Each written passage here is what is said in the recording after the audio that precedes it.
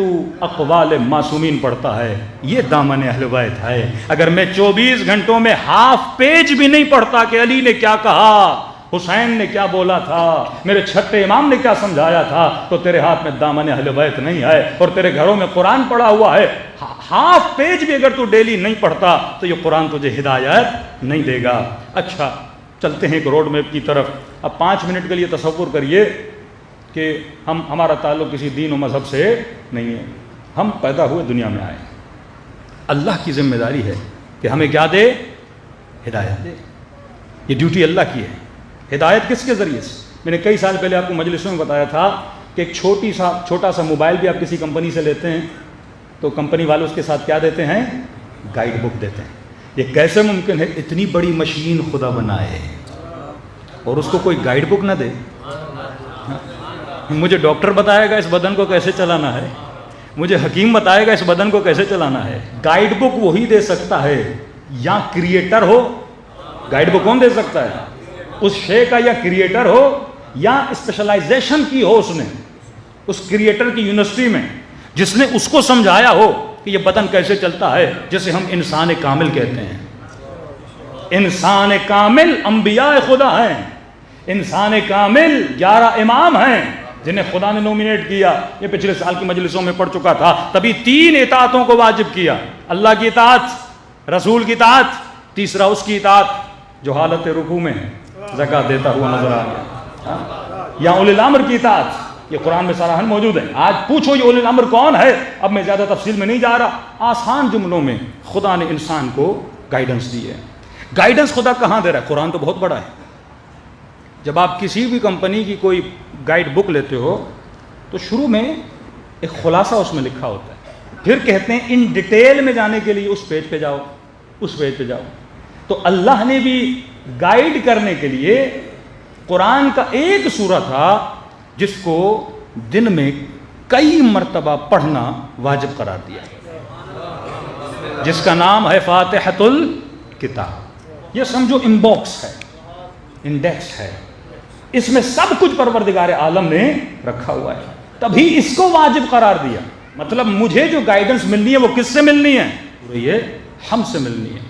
اگر یہ سورہ نہیں پڑھا تو نماز نہیں، کیونکہ اس سورہ میں خدا نے اپنی ساری معلومات رکھی ہیں، کہاں سے ہدایت لینی ہے، کس کے پیچھے جانا ہے، کیا کرنا ہے، کیا نہیں کرنا، کس کے راستے پہ چلنا ہے، کس کے راستے پہ نہیں چلنا۔ بہترین گائیڈنس ہے سورہ حمد میں۔ اگر ہم اسی سورہ پہ غور کریں ہماری دنیا آباد، ہماری آخرت آباد ہو جاتی ہے۔ چلیے ہم اب تصور کیجئے آپ کا کوئی دین نہیں ہے، کوئی مذہب نہیں ہے، آپ جسٹ ایک انسان ہیں، آپ کو پتہ چلا ہے کہ کسی نے مجھے بنایا ہے اور اس نے مجھے کیا دی ہے، گائیڈنس دی ہے۔ اب مجھے نہیں پتا میرے بنانے والا کون ہے، مجھے یہ بھی نہیں پتا میں کون ہوں، اور مجھے یہ بھی نہیں پتا کہ دنیا میں آ کر مجھے کرنا کیا ہے۔ اب آپ کو ایک پیج دیا جاتا ہے، بھائی یہ ساری تمہاری گائیڈنس ہے، کیا کرنا ہے کیا نہیں کرنا، کس ایڈریس پہ جانا ہے کس ایڈریس پہ نہیں جانا، ہم تجھے سورہ حمد میں بتا دیتے ہیں۔ شروع کرتے ہیں، بسم اللہ الرحمن الرحیم۔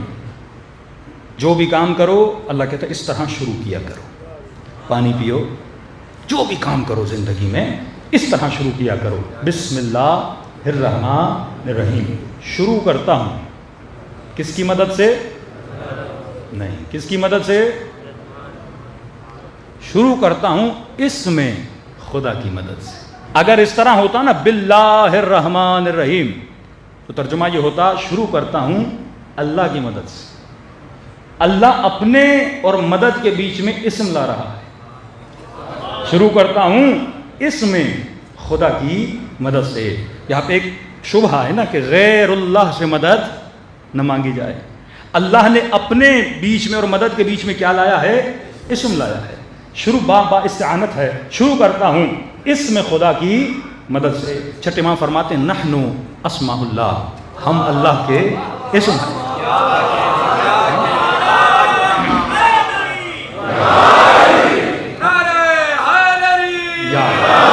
اب میں زیادہ حدیث میں اس لیے نہیں جا رہا کیونکہ مولوی بولے گا حدیثیں جھوٹی ہیں، بنی بنائی ہیں، لہٰذا میں اس میں نہیں جا رہا، قرآن میں رہیں گے، قرآن سے باہر نہیں نکلیں گے۔ شروع کرتا ہوں اس میں خدا کی مدد سے۔ اتنا بس ثابت ہو گیا کہ اس میں خدا سے مدد مانگی جا سکتی ہے۔ اب یہ بات کی بحث ہے اس میں خدا کون ہے کون نہیں ہے اس بحث میں ہم نہیں پڑھتے، لیکن یہ ثابت ہو گیا کہ اس میں خدا سے مدد مانگی جا سکتی ہے۔ اچھا شروع کرتا ہوں اس میں خدا کی مدد سے۔ کون خدا؟ مجھے کیا پتا، وہ خود اپنا تعارف کروائے گا۔ میں وہ اللہ ہوں جو رحمان ہے، میں وہ اللہ ہوں جو رحیم ہے۔ مطلب میری رحمت کے سائے دو طرح کے ہیں۔ ایک میری رحمت عام ہے، پرن کے لیے، چرن کے لیے، انس و جن کے لیے، چاہے مجھے مانے چاہے مجھے نہ مانے، میں اپنی رحمت کا دروازہ بند نہیں کروں گا، کیونکہ میں نے جسم دیا ہے، کھانے کا بندوبست کرنا میری ذمہ داری ہے۔ تو گندم کا ایک دانہ ڈالے گا، اس ایک دانوں کو 100 دانوں میں بدلنا میرا کام ہے۔ اس نمکین پانی کو سمندر کے بادلوں کی صورت میں میٹھا بنا کر بھیجنا یہ میرا کام ہے۔ ہواؤں کا آنا یہ میرا کام ہے۔ اس نظام ہستی میں آکسیجن کو پیدا کرنا یہ میرا کام ہے۔ تو میں نے اگر جسم دیا تو جسم کی ضرورتیں کو پورا کرنا کس کی ذمہ داری ہے؟ میری ہے، کیونکہ میں تیرا اللہ ہوں اور کیونکہ میں رحمان ہوں اور پھر میں رحیم بھی ہوں۔ میری ایک رحمت عام ہے، جنرل رحمت ہے، ایک میری رحمت خاص ہے۔ یہ رحمت میں کن پہ نازل کرتا ہوں؟ جو میرے نبی ہیں، جو میرے ولی ہیں اور جو ان ولیوں کے ماننے والے ہیں، جو علی اور آل علی کے ماننے والے ہیں۔ یہ میری تشریح ہے، لیکن ایک رحمت خاص ہے۔ اب خاص رحمت کس پہ آتی ہے؟ تو اللہ کے نیک بندے ہیں، XYZ جو بھی اللہ کے نیک بندے ہوں ان کے لیے رحمت خاص ہے، کچھ کے لیے رحمت عام ہے۔ اب کہو الحمدللہ رب العالمین، کیونکہ ساری رحمتیں کون دے رہا ہے؟ میں دے رہا ہوں۔ هل جزاء الاحسان الا الاحسان۔ اگر میں تجھے نعمتیں دے رہا ہوں تو صاحب نعمت کا شکر تو ادا کر۔ جس نے تجھے نعمت دی ہے اسے تھینک یو تو بول، جس نے تجھے اتنی نعمتیں دیں اس کا شکر تو ادا کر۔ تو بول الحمدللہ رب العالمین۔ تمام حمد کس کے لیے ہیں؟ جو عالمین کا رب ہے۔ اب عالمین کا رب کون ہے؟ وہ میں ہوں۔ رب کا مطلب مدبر الامور، اس پورے عالم کو مینج کون کرتا ہے؟ میں کرتا ہوں۔ تدبیر کون کرتا ہے؟ میں کرتا ہوں۔ پورے عالم کو دیکھتا کون ہے؟ میں خدا دیکھتا ہوں۔ کیوں دیکھتا ہوں؟ رب العالمین ہوں۔ مطلب یہ دنیا جتنے بھی عوالم ہیں سب کا رب کون ہے؟ میں ہوں۔ اور رب کیوں ہوں؟ کیونکہ میں رحمان ہوں، کیونکہ میں رحیم ہوں۔ اگر میں رحمان نہ ہوتا کبھی تجھے پالتا نہ، اگر میں رحمان نہ ہوتا کبھی بارش نہ برساتا، اگر میں رحمان نہ، تو میرا نافرمان ہے لیکن پھر بھی بارش برسا رہا ہوں، کیونکہ میرے اندر صفت رحمانیت ہے۔ اور اس صفت کی جھلک کو اگر دیکھنا ہے تو ماں کے وجود کو دیکھ لے۔ صفت رحمان کی جھلک دیکھنی ہے، اولاد کتنی بھی نافرمان ہو پر ماں کبھی بد دعا نہیں دیتی، دے بھی دے تو دل سے نہیں دیتی۔ ہاں، یہ 9 مہینہ بیٹا بچہ ماں کو تکلیف دیتا ہے لیکن ماں اسے پالتی رہتی ہے۔ پیدا ہوتا ہے تو تکلیف دیتا ہے، پیدا ہونے کے بعد یہ ماں کو کچھ دیتا نہیں ہے، پھر اس کے سینے سے دودھ پیتا ہے۔ یہ صرف لے رہا ہے، یہ صرف لے رہا ہے اور وہ صرف دے رہی ہے، دیتی جاتی ہے۔ کیوں دیتی جاتی ہے؟ میرے مولا فرماتے ہیں اگر ماں کے دل میں صفت رحمت نہ ہوتی یہ کبھی بچے کو نہ پالتی۔ رحمت کی صفت ہے، ماں کبھی مظہر خدا بن جاتی ہے۔ اس صفت رحمت میں کتنے گناہ کرتے ہیں بندے، لیکن کہتا ہے میرے گنہگار بندے میرے در پہ آ جا، ایک بار بس مجھے کہہ دے اے خدا مجھے بخش دے، میں تیرے سارے گناہوں کو بخش دیتا ہوں۔ ماں کے اندر رحمت ہے لیکن میری رحمت کا چھوٹا سا حصہ ہے، لیکن اللہ کی رحمت ہزاروں ماؤں کی رحمتوں سے بھی زیادہ ہے۔ رحمت کی وجہ سے میں رب ہوں، رحمت کی وجہ سے میں نعمتیں نازل کرتا ہوں۔ اچھا اے خدا تو اتنا کریم ہے، تو رحمان ہے، تو رحیم ہے۔ کتنی صفات پتہ چل گئیں؟ وہ رحمان بھی ہے، وہ رحیم بھی ہے، وہ رب بھی ہے عالمین کا۔ 3 صفات اللہ کی پتہ چلی، الحمدللہ ہے رب العالمین، الرحمن الرحیم۔ اب پھر بتاتا ہے مالک یوم الدین، یوم الدین کا مالک بھی کون ہے؟ میں خدا۔ اب اس نے اپنا تعارف کروا دیا کہ میں کون ہوں، یہاں یا وہاں مالک میں ہوں، میں رب ہوں، میں رحمان ہوں، میں رحیم ہوں۔ اب ظاہر اس نے ہمیں بنایا ہے نا، تو میں کہوں گا خدایا میری ڈیوٹی کیا ہے؟ تو اتنا کریم ہے، تو اتنا رحمان و رحیم ہے، میں اس بدلے میں کیا کروں؟ اب اللہ ہماری ڈیوٹیز بتاتا ہے، کہا بولو، اب ہم سے مخاطب ہے، بولو ایاک نعبد و ایاک نستعین۔ یہ 2 ڈیوٹیز تیری ہیں، ان 2 ڈیوٹیز پہ تو نے زندگی بسر کرنی ہے۔ ایاک نعبد و ایاک نستعین، ترجمہ کیا ہے؟ اے خدا تیری ہی عبادت کرتا ہوں، تجھ ہی سے مدد مانگتا ہوں۔ یہاں پہ حسر ہے، یہ بھی بول سکتے تھے نعبد ایاک نستعین ایاک، لیکن اس طرح نہیں بولا. اس کا ترجمہ یہ ہوتا تیری عبادت کرتا ہوں، تجھ سے مدد مانگتا ہوں. لیکن اللہ نے اس کو محصور کیا، تیری ہی عبادت کرتا ہوں، تجھ ہی سے مدد مانگتا ہوں. مطلب تیرے علاوہ کسی کی عبادت نہیں کر سکتا، مطلب تیرے علاوہ کسی اور سے مدد نہیں مانگ سکتا. اب یہاں پہ وہابی حضرات بڑے خوش ہوتے ہیں کہ دیکھا اللہ نے کہا تجھ ہی سے مدد مانگتا ہوں. اب یہ عالی مدد کیوں بولتے ہو؟ ہماری غلطی ہے، مولوی پھر آئیں شائیں چلے جاتے ہیں، پھر یہاں پہ وہ بریکٹ ہم مارنا شروع کر دیتے ہیں، اس سے مراد یہ ہے، اس سے مراد یہ ہے. یہ چیز بڑی غلط ہے. جب اللہ صراحتاً ایک جملہ بولے اس جملے سے ہی مطلب کا نکلنا بہت ضروری ہے. خدا بندوں کو کنفیوز نہیں کرنا چاہتا، پھر وہ خدا کے ساتھ جو اپنے روڈ میپ میں بندہ کنفیوز ہو جائے تو زندگی کیسے گزارے گا؟ یہ روڈ میپ ہے نا، اب اسی میں کنفیوز ہو جاؤں تو میری زندگی کیسے؟ اور اسی وجہ سے پوری دنیا کیا ہے؟ کنفیوز ہے. ہر وہابی بندہ یہی آیت پڑھتا ہے، دیکھو ایاک نستعین، میں تجھی سے مدد مانگتا ہوں، کہ شیعہ مشرک ہے. یہ کہتا ہے یا علی مدد، مشرک ہے. محمد علی مرزا بھی اسی آیت کی رٹ لگاتا ہے، ایاک نعبد ایاک نستعین، تیری عبادت کرتا ہوں، تجھی سے مدد مانگتا ہوں. کئی جوانوں نے کہا مولانا اس کا، جب میں نے کہا بڑا سمپل ہے. اگر ترجمے پہ چلو گے، ایک بات جب سورہ حمد کا ترجمہ کرو کسی بھی برادر کے سامنے، مسلم کے سامنے، تو اس کو سورہ حمد سے باہر جانے نہ دو. بولو یہی سورہ ہے جو ریپیٹڈلی پڑھنا واجب ہے. اگر باہر کی کوئی آیت آنی ہوتی تو اللہ اس کو بھی کیا کرتا؟ واجب کرتا. تو جواب اسی صورت میں دینا اللہ پر کیا ہے؟ واجب ہے. چلو ہم ترجمہ کرتے ہیں، خدا تیری ہی عبادت کرتا. یہاں تک تو سارے متفق ہیں کہ ہم سارے اللہ کی ہی عبادت کرتے ہیں. کوئی ہے جو خدا کے علاوہ کسی کی عبادت کرے؟ نہیں. ہر بندہ کس کی عبادت کرتا ہے؟ اللہ کی عبادت کرتا ہے. دوسری آیت میں تھوڑا بہت مومنین کنفیوز ہو جاتے ہیں کہ خدا میں تجھ ہی سے مدد مانگتا ہوں. جب بول دیا نا تجھ ہی سے مدد مانگتا ہوں، تو اب ایک سوال کھڑا ہوتا ہے، کس چیز میں؟ سوال ہے نا، اے خدا میں تجھ ہی سے مدد مانگتا ہوں، کس چیز میں؟ اگر جواب یہ ملے گا ہر چیز میں تجھ ہی سے مدد مانگتا ہوں، پھر یا ڈاکٹر مدد نہ بولا کرو، امی مدد نہ بولا کرو، ابا مدد نہ بولا کرو، گھر بنانے کے لیے انجینئر نہ منگوایا کرو، ہاں روٹی کے لیے دکاندار سے روٹی نہ لایا کرو. مدد ہی تو ہم مانگ رہے ہیں نا. پھر مفتی اور مولویوں کو یوٹیوب چینلز بند کرنے چاہیے. آج تمہاری یوٹیوب چینل مدد کر رہا ہے نا. کس کو کون جانتا تھا؟ گھر میں بیٹھ کے آپ نے 2 ملین سبسکرائبر بنا دیے، کس سے مدد لے رہے ہیں؟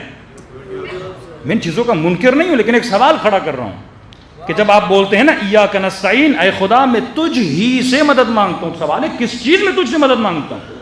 یہ واضح ہونا چاہیے نا، میں کس چیز میں تجھ سے مدد مانگتا ہوں. اگر یہ بولیں گے ہر شے میں تجھ ہی سے مدد مانگتا ہوں، مطلب روزگار کے لیے باہر نہیں جانا، گھر بیٹھ کے بولوں یا اللہ مدد کھانا پہنچا دے، بندہ بیمار ہو جائے یا اللہ مدد مجھے ٹھیک کر دے، کیونکہ تو نہیں کہا میں تجھ ہی سے مدد مانگتا ہوں. اب نہ ڈاکٹر کے پاس جاؤں گا، نہ گاڑی کی مدد لوں گا، نہ موبائل کی مدد لوں گا، نہ کسی بندے کی مدد لوں گا، نہ ماں باپ کی مدد لوں گا. اور کیسے ممکن ہے اگر آپ نے یہ بول دیا بچہ جب پیدا ہوتا ہے ماں مدد نہ کرے تو بچہ مر جائے، ڈاکٹر مدد نہ کرے تو ماں مر جائے. ہم کریں تو کیسے کریں؟ اگر گھر بنانا میں اکیلا کیسے بناؤں گا؟ مزدوروں کو بلانا پڑے گا. ہم ان عالم اسباب میں اسباب کے محتاج ہیں، کیونکہ خدا نے ہمیں اسباب کا محتاج بنایا. تو اس ترجمے کو کیسے آپ ڈیفائن کرو گے؟ اگر یہ بولو گے ہر شے میں تجھ سے مدد مانگتا ہوں تو یہ امپاسبل ہے. ہمارے شے میں خدا سے مدد طلب نہیں کر سکتے. کئی اسباب میں آپ کو خود آگے بڑھنا پڑتا ہے. اللہ کی آواز آئی ہے میرے بندے، میں نے جواب اسی میں دیا ہے، ذرا پہلے جملے پہ تو غور کرو. لا مفتی کا یہ ہے کہ اسے ڈاکٹر پہ ایشو نہیں آتا، انجینئر پہ ایشو نہیں آتا، حکیم پہ ایشو نہیں آتا، مسئلہ اس کا علی کے ساتھ ہے.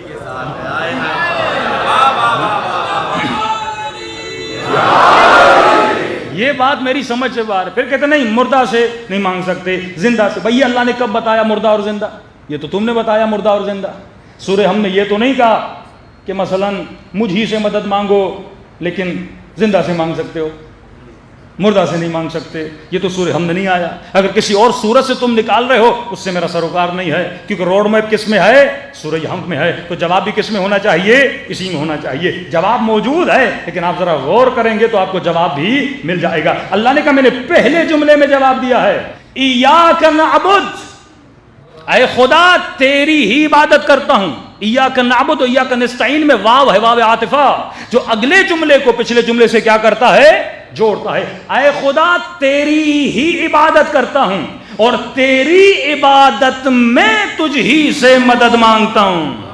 یہاں مدد عبادت میں ہے، نعبد جب آپ بولتے ہو نا، تیری ہی عبادت کرتا ہوں۔ اب اس عبادت میں کون میری مدد کرے گا؟ خدا مدد کرے گا نا، اس نے مجھے بنایا نا، وہ مجھے بتائے گا نا مجھے عبادت کیسے کرنی ہے، وہ مجھے بتائے گا نا زندگی کا روڈ میپ کیسے ہے۔ ہم نے کہا ٹھیک ہے خدایا، تیری عبادت میں ہم تجھ سے مدد مانگیں گے، ہم بت سے مدد نہیں مانگیں گے۔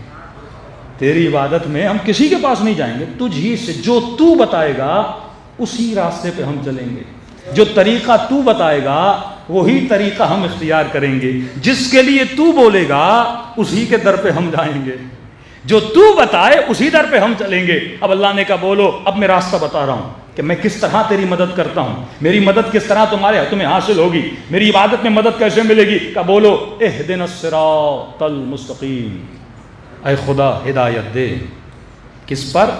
صراط مستقیم پر۔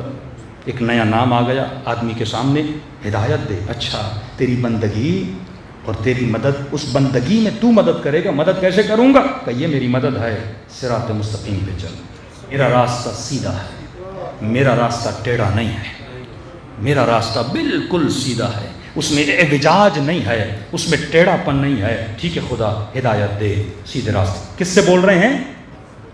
ہم نے یہ نہیں کہا اہدنا اللہ کی طرف ہے، مدد کس سے مانگ رہے ہیں؟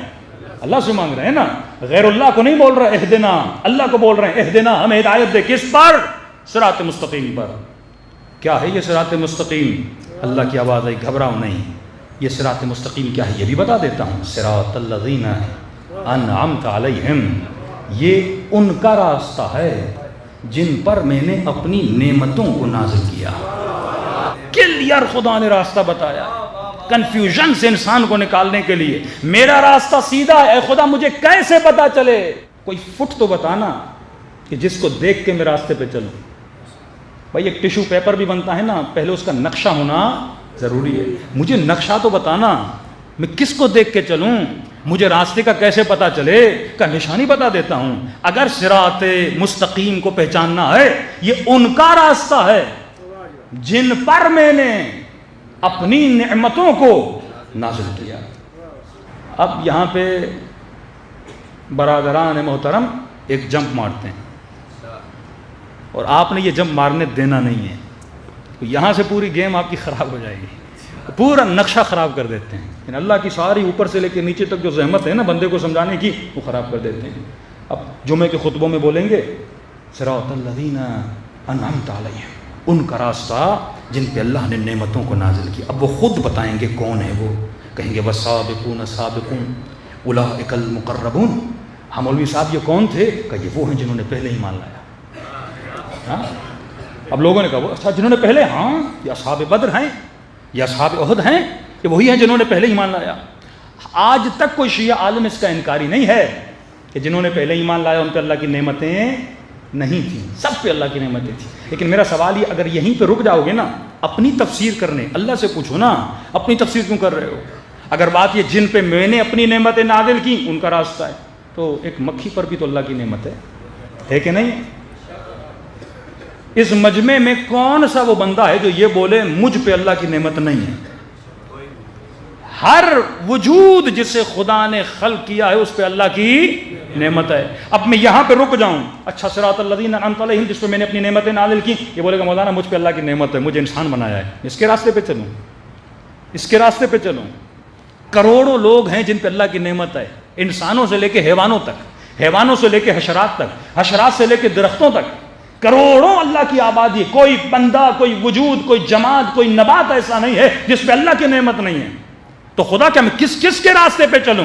اللہ کی آواز ہے کہ گھبراتے کیوں ہو؟ جواب میں نے سورہ حمد میں دیا ہے، صراط الذین انعمت علیہم، یہ وہ ہیں جن پہ میں نے اپنی نعمتوں کو نازل کیا.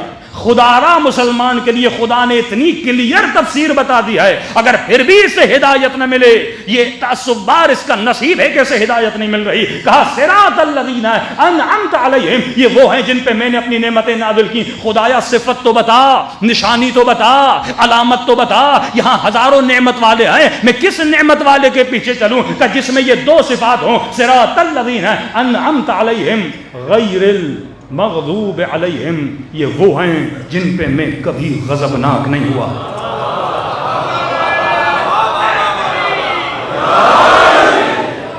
نام وہ نہیں بتائے گا, صفت وہ بتائے گا, ڈھونڈنا تیرا کام ہے.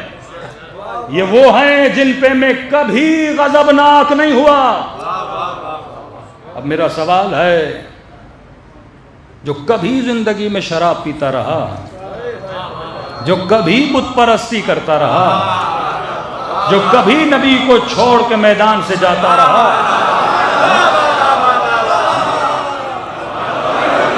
کسی نے کہا اللہ نے معاف کر دی. ہاں سورہ حدید میں اللہ نے مسلمانوں کی غلطیوں کو معاف کیا, ہم نہیں کہتے معاف نہیں کیا, لیکن جب انہوں نے یہ ایکٹ انجام دیا تھا اس وقت وہ غضبناک تھا کہ نہیں؟ نبی کا دانت مبارک ٹوٹ رہا تھا, ٹوٹی ہوئی تلوار سے علی اور چند اصحاب نبی کا دفاع کر رہے تھے, اور مسلمان غنیمت کے مال کے پیچھے تھے.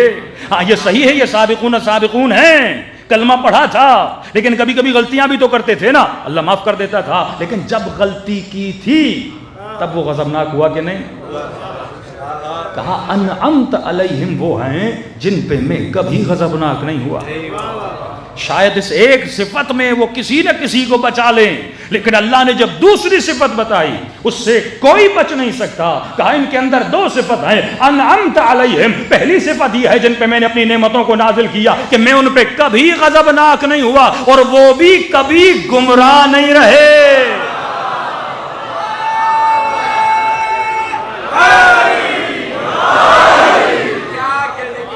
کوئی لا کر دکھاؤ ایسا.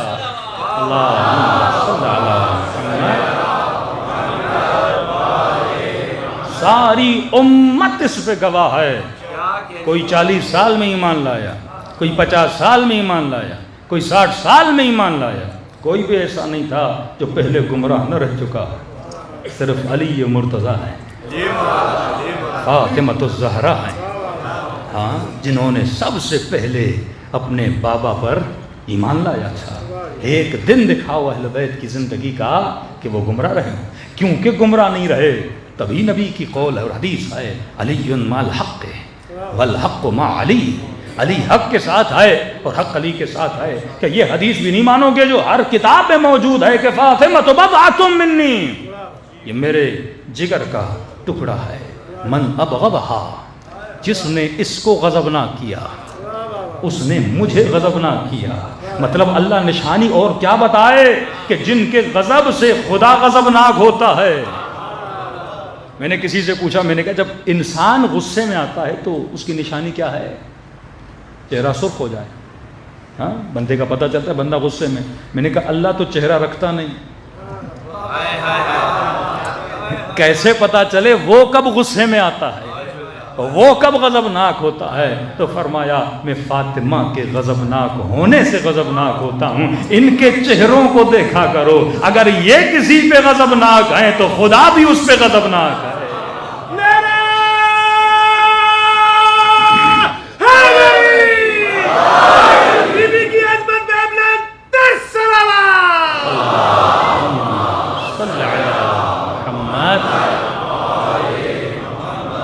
آج مسلمان صرف بیٹھ جائے اور فضائل اہل بیت میں جو نبی نے حدیثیں بولی ان کو جمع کرنا شروع کرے. کچھ تو تھا نا آل رسول کے لیے جس کے بارے میں اتنی حدیثیں, اتنی فضیلتیں ہیں.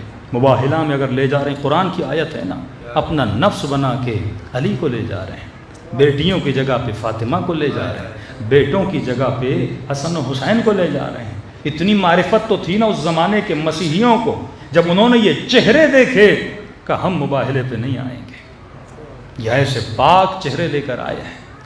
تو بہترین تفسیر خدا نے سورہ حمد میں بتا دی، روڈ میپ بتا دیا، انسان کے سارے مسائل کا حل قرآن میں موجود ہے، لیکن ضرورت اسی بات کی ہے کہ ہم قرآن پڑھیں، قرآن سمجھیں اور اس سے ہدایت لیں۔ ہم نہج البلاغہ پڑھیں، اقوال معصومین پڑھیں، وہ خزانے اہل بیت دے کر گئے۔ واللہ صرف صحیفہ سجادیہ پہ کئی اشرے ہو سکتے ہیں، دعائے مکارم الاخلاق پہ کئی اشرے ہو سکتے ہیں، امام جعفر صادق کا رسالہ حقوق ہے، صلوات پڑھیں۔